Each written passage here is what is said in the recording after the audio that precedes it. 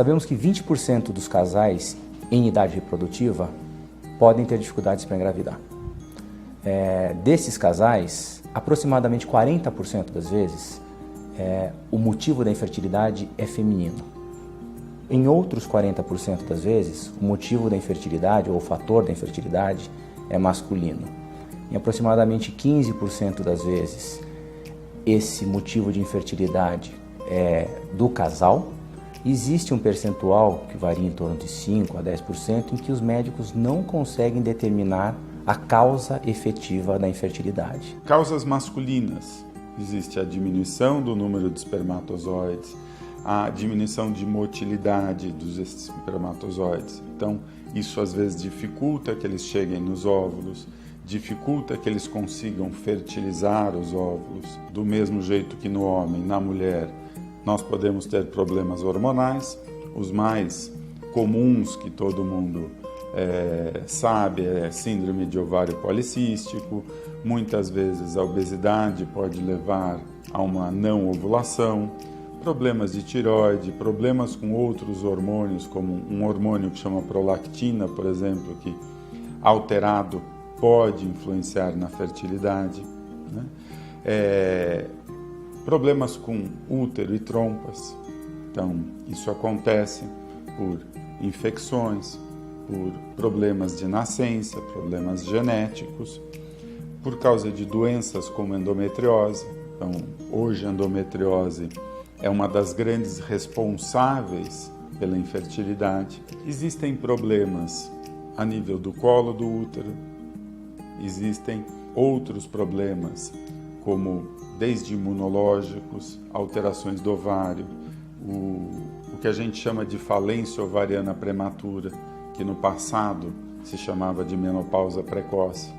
Então, existem várias causas que podem levar um casal a não engravidar.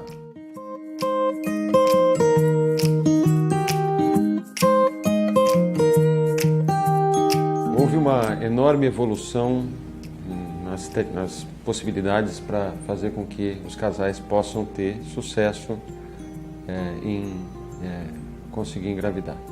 Dentre essas evoluções, a gente pode citar evoluções no campo do diagnóstico.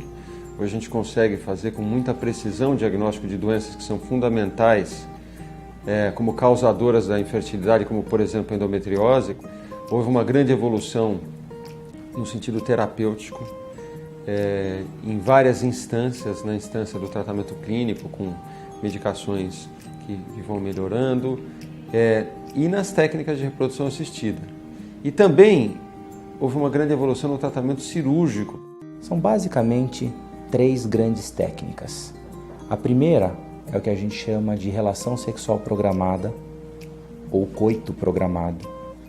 A relação sexual programada baseia-se em estimularmos a ovulação da paciente para que a gente tenha certeza de que naquele mês ela vai ovular. A segunda técnica de reprodução assistida é a inseminação intrauterina. A inseminação intrauterina começa da mesma maneira que começou a relação sexual programada, ou seja, inicialmente induzimos a ovulação da paciente. O casal vem à clínica, o marido vai colher uma amostra seminal através de como se fosse um simples exame de espermograma. Esses espermatozoides serão então capacitados, ou seja, preparados dentro do laboratório para serem colocados no interior do útero da paciente. Esse procedimento de colocação do espermatozoide no interior do útero é a inseminação intrauterina propriamente dita. A terceira técnica de reprodução assistida é a fertilização in vitro, ou o conhecido bebê de proveta. Nessa técnica, inicialmente, estimulamos a ovulação da paciente por um período aproximado de 10 a 14 dias. A fertilização vai acontecer no laboratório depois de 2 a 5 dias de desenvolvimento desses embriões dentro do laboratório. Esses embriões vão poder ser, então, transferidos para o interior do útero e ou congelados, criopreservados.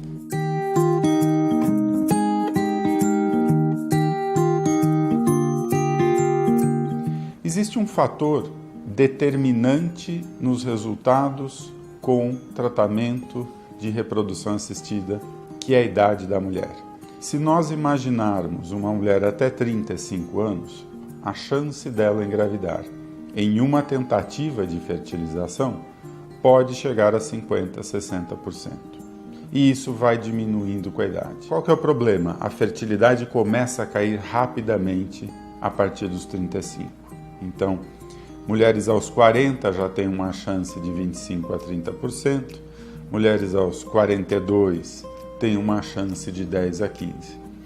Então, independente do tratamento que a gente faça, essa taxa de gravidez, essa chance de dar tudo certo, vai diminuindo ao longo dos anos.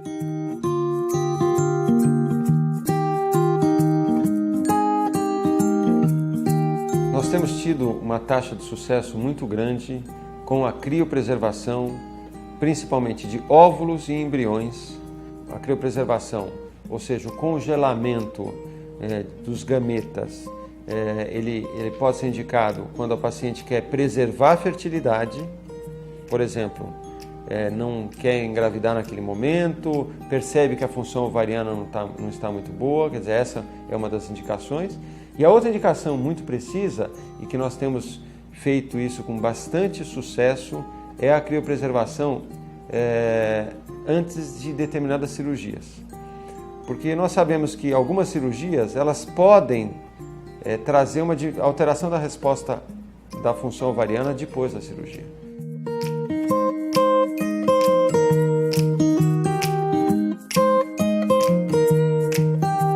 Se esse casal está tendo relações regulares, 1 a 2 vezes por semana, no período fértil, né?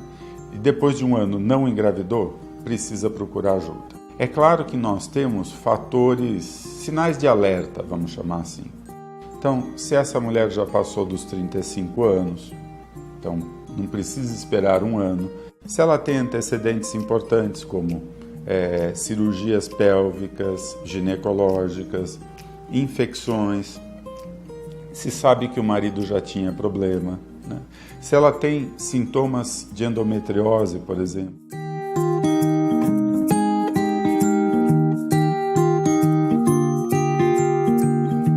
Quando os pacientes chegam aqui, normalmente a primeira coisa que eles falam é se esse congelamento vai influenciar na qualidade. Primeiro, se eles vão sobreviver. Segundo, se isso vai fazer mal a longo prazo, né? Então, eu posso ter um bebê com problema se o congelamento ou o descongelamento não for muito bem. A gente explica que não, são técnicas seguras. A gente também tem muito questionamento em relação a quanto tempo esse material pode ficar aqui armazenado. Então, a partir do momento que a gente congela esse material, a qualidade é mantida. Então, a gente sempre está em contato com o paciente, passando as informações de como anda o tratamento dela aqui, como são os embriões, a qualidade desses embriões, até o momento da transferência desses embriões. Sempre diariamente estamos passando esses contatos com a paciente, toda a informação do laboratório é passada para essa paciente. Então, se você tem um controle de qualidade bom, os seus resultados serão melhores. Justamente por esse controle, então controle de temperatura, controle de umidade, controle da luminosidade, do pH do meio, tudo isso faz diferença no seu resultado final. A gente discute muito parte clínica e laboratorial, unindo isso para ter uma qualidade melhor, ainda melhor. Se a gente não tiver essa interação, pode faltar informação suficiente para, às vezes é um mínimo detalhe que a gente pode fazer diferença e realizar o sonho desse casal. Diferencial que a gente tem, a gente sempre trabalha com materiais de ponta, né? Tecnologia também de ponta. O Sírio-Libanês tem esse equipamento que é o Primovision, que é um equipamento onde a gente não precisa tirar o embrião da incubadora para fazer a avaliação diária. Então a gente tem melhores resultados com isso e esse sistema ainda ajuda a gente a fazer uma seleção melhor.